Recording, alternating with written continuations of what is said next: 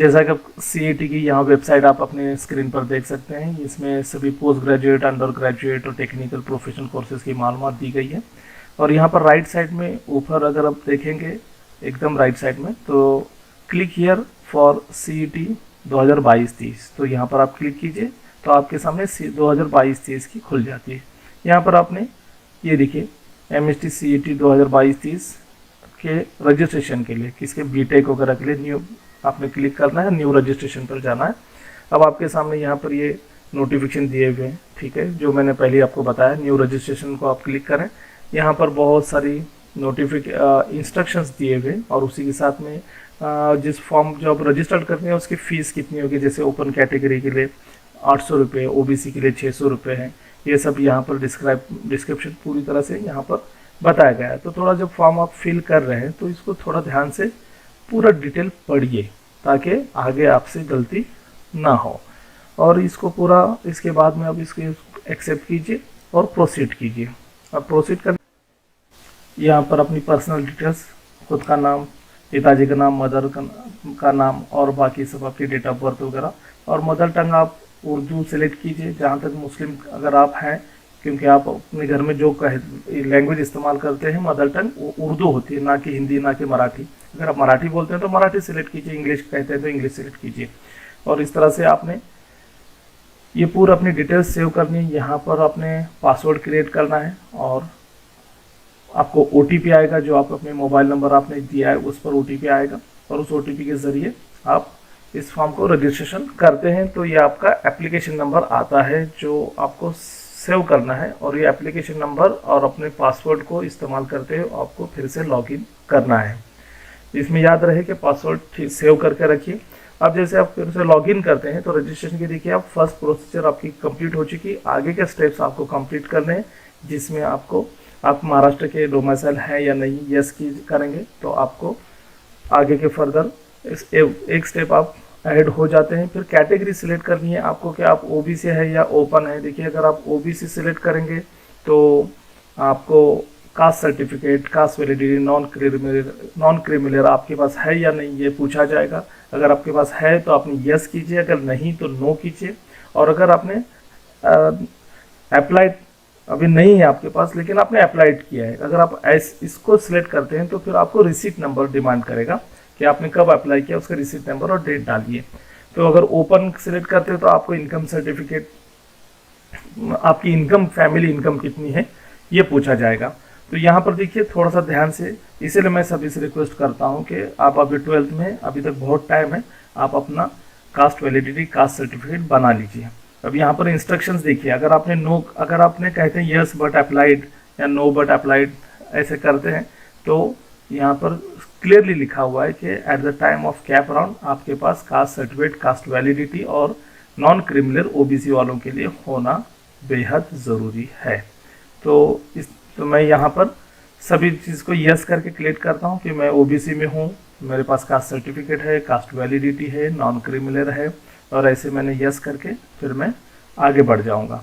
अब इसमें इसलिए मैं कह रहा हूँ कि आज 31 मार्च तक आप ये फॉर्म फिलअप कर सकते हैं। तो बेहतर है कि आप पहले अपना कास्ट सर्टिफिकेट अगर नहीं बनवाया है तो बनवा लीजिए, अगर है तो वैलिडिटी बनवाइए, नॉन क्रिमिनल नहीं है तो वो बनवा लीजिए, क्योंकि इसके बगैर आप CET के एग्ज़ाम अगर आप दे भी देते हैं तो बाद में आपको दिक्कत आती है एडमिशन के टाइम। तो इसलिए ज़रूरी है कि उसको आप फिलअप कीजिए, मतलब बनवा लीजिए। यहाँ पर डिसेबल सेल्फ, अगर आप हैं 40% से ज़्यादा विकलांग है तो आप उसको यस कर सकते हैं अगर आप हैं तो, और आपको हेल्पर की ज़रूरत है या नहीं एग्ज़ाम के वक्त, तो उनके लिए ऑप्शन है, rare of the rare case होते हैं। तो ये सब अपनी पर्सनल इन्फॉर्मेशन आप यहाँ पर फिल कीजिए, इसको सेव कीजिए और प्रोसीड कीजिए।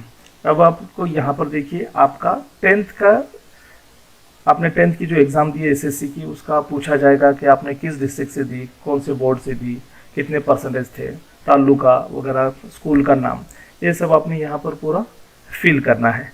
अब इसमें 10th का जिस तरह से डिमांड किया जाता है उसी तरह 12th का भी सेम प्रोसीजर है। 10th का 12th का पूछा जाएगा कि 12th में अगर आप परस्यू कर रहे हैं या फिर पास आउट हैं, और ये इसको अपने सेव करने के बाद में यहाँ पर आपका पूछा जा रहा है ग्रुप के बारे में कि आपका PCB है, PCM है या दोनों ग्रुप आपने रखे हैं, तो आपके दोनों ग्रुप हैं तो दोनों पर सिलेक्ट कीजिए, पीसीबी है तो उस पर, पीसीएम जो आपका ग्रुप होगा।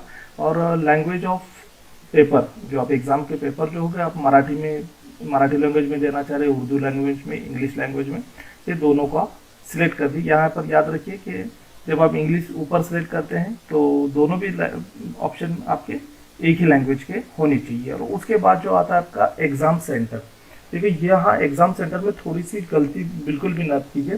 पहला ऑप्शन जो है वो आपका डिस्ट्रिक्ट प्लेस सिलेक्ट कीजिए, जो आपका ओन डिस्ट्रिक्ट है, नेटिव डिस्ट्रिक्ट है, तो अभी समझो।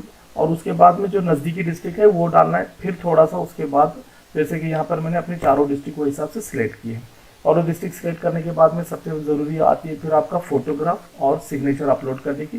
तो फोटोग्राफ जैसे मैंने पहले बताया था, अच्छा वाला रिसेंट फोटोग्राफ, और सिग्नेचर एक वाइट पेपर पर अच्छे बोल्ड पेन से, डार्क पेन से सिग्नेचर कीजिए, उसको अपने कंप्यूटर में सेव कीजिए। और वहाँ से आप देखिए यहाँ पर ओपन करने के बाद में अपलोड कर सकते हैं फ़ोटो को भी। ये मेरा खुद का फ़ोटो है और सिग्नेचर मेरे खुद की अपलोड इसलिए कर रहा हूँ ताकि फिर वो कम्युनिटी गाइडलाइंस का उल्लंघन ना हो। यूट्यूब की तरफ से नोटिस आ जाती है कि आपने शेयर किए, तो इस वजह से यहाँ पर मैं एज अ डेमो के तौर पर मैं अपना ही फॉर्म फिलअप करके आपको बता रहा हूँ। तो यहाँ पर फ़ोटो और सिग्नेचर होने के बाद में आप उसको सेव करके आगे बढ़ते हैं। तो आगे जो सबसे ज़रूरी होता है कि आप कौन सा document as a proof of identity दे रहे हैं। तो इसमें Aadhaar card, PAN card, passport, driving license आप दे सकते हैं। तो मैंने यहाँ पैन कार्ड को सिलेक्ट किया और पैन कार्ड मैंने अपलोड किया। इसीलिए कहता हूँ कि अभी सभी डॉक्यूमेंट अपने फोल्डर में अपलोड करके रखिए, स्कैन करके रखिए। और जब मैंने वो पूरा अपलोड किया तो यहाँ पर देखिए मेरा पूरा फॉर्म फिलअप होकर आ गया। अब यहाँ पर एक बार आपको पूछा जा रहा है कि कंफर्म करने से पहले, पेमेंट करने से पहले एक बार चेक कीजिए, ताकि कोई मिस्टेक हो तो आप एडिट कर सकते हैं। क्योंकि एक बार आपने कंफर्म कर दिया और आगे बढ़ गए और पेमेंट गेटवे आपका जब खुल जाता है और पेमेंट करते हैं तो फिर आपका फॉर्म एडिट नहीं हो सकता। तो मैंने कंफर्म कर दिया और पेमेंट गेटवे को भी यस किया कि मुझे यहाँ पर 605 रुपये पेमेंट दिखा रहा है। तो सबसे बेस्ट ऑप्शन है QR स्कैन का। अब यहाँ पर आप अलग अलग तरीके से अपना पेमेंट ऑनलाइन कर सकते हैं। तो जैसे मैं हमेशा प्रेफर करता हूँ QR कोड स्कैन के लिए, वो गूगल पे से बहुत इजी होता है। और यहाँ पर देखिए ₹2 को आपने यस करना है। अब जब यस करेंगे तो यहाँ पर इंस्ट्रक्शंस आते हैं कि बहुत बार ऐसे होता है कि आपका गूगल पे से पैसा कट हुआ लेकिन यहाँ पर सिलेक्ट नहीं हुआ, तो वो इंस्ट्रक्शन ध्यान से पढ़िए। अब देखिए 605 रुपये मैंने कहा, तो उस हिसाब से सामने QR स्कैन आ गया। मैंने इसको स्कैन कर दिया, विदिन सेकंड मेरा पेमेंट एक्सेप्ट हो गया और ये एप्लीकेशन मेरा रेडी हो गया। तो रजिस्टर एप्लीकेशन मेरा पूरी तरह से मुकम्मल रजिस्टर्ड हो गया और उसकी प्रिंट मैं यहाँ से निकाल सकता हूँ। ये पूरा मेरा जो भी हमने एक्सपीरियंस फील किया, मतलब जो भी हमने अपनी मालूमात यहाँ पर फिल किए वो एज इट इज़ आएगी। आप यहाँ प्रिंट पर जाकर कुछ इंस्ट्रक्शंस है कि किस तरह से इंस्ट्रक्शंस, कितनी स्पेस छोड़नी लेफ्ट में, राइट साइड में देख सकते हैं, वो हिसाब से निकाल सकते हैं। और यहाँ पर अपने लॉग आउट होना है, फिर से लॉगिन, अपने लॉगिन आईडी और पासवर्ड से फिर से अब लॉगिन होने के बाद में चेक करना है कि कहीं कोई स्टेप मिस तो नहीं हुई। तो यहाँ पर आप देखेंगे सभी ग्रीन में दिखा रहा है, तो आपके पूरा डॉक्यूमेंट सबमिट हो चुका है। यहाँ पर सबसे लास्ट में देखिए कि कोई अपलोड करने डॉक्यूमेंट पेंडिंग दिखा रहे थे, तो यहाँ 0 है, मतलब आपने सभी डॉक्यूमेंट सही से यहाँ पर फिल किए हैं, अपलोड किए हैं और सभी मालूमात ठीक है। और यहाँ पर देखिए अगर आप अपना पासवर्ड चेंज करना चाहते हैं, अपना मोबाइल नंबर चेंज करना चाहते हैं, तो यहाँ पर एक ऑप्शन दिए गए हैं, इसका भी इस्तेमाल करके अपना पासवर्ड चेंज कर सकते हैं। या इन केस मोबाइल चेंज करना है तो वो कर सकते हैं। आपने जो पेमेंट दिया है, पेमेंट की रिसीप्ट भी आप यहाँ से डाउनलोड करके रखिए, उसकी प्रिंट रखिए। बहुत बार थोड़ा सा प्रॉब्लम, कोई टेक्निकल इश्यूज हो जाते हैं तो आपके पास एक प्रूफ एक्स्ट्रा होना चाहिए, इस वजह से यहाँ पर ये है। अभी आप अगर जैसे कि मोबाइल नंबर वगैरह चेंज इन केस करना चाहते हैं, तो अगर इन केस आप आपके 2 ग्रुप है और आपने एक ही ग्रुप को किया या फिर आप दूसरे दोनों ग्रुप से करना चाहते हैं, तो यहाँ पर वो भी ऑप्शन है कि फिर बोथ ग्रुप, तो आपको वापस से फिर दूसरे ग्रुप की भी पेमेंट पे करना होगा। तो ये आप एक ग्रुप अगर पहले किया और आपको अगर दोनों ग्रुप करना है तो उसका भी ऑप्शन दिया गया है कि बाद में आप दूसरा ग्रुप को भी ऐड कर सकते हैं। और ये हो गई पूरी प्रोसीजर CET एग्ज़ाम के रजिस्ट्रेशन फॉर्म की। तो ये इस तरह से आपने अपना फॉर्म फिलअप किया और जो 12th साइंस में बच्चे हैं, आप इस तरह से अपने फॉर्म को ईजिली फिलअप कर सकते हैं। शुक्रिया।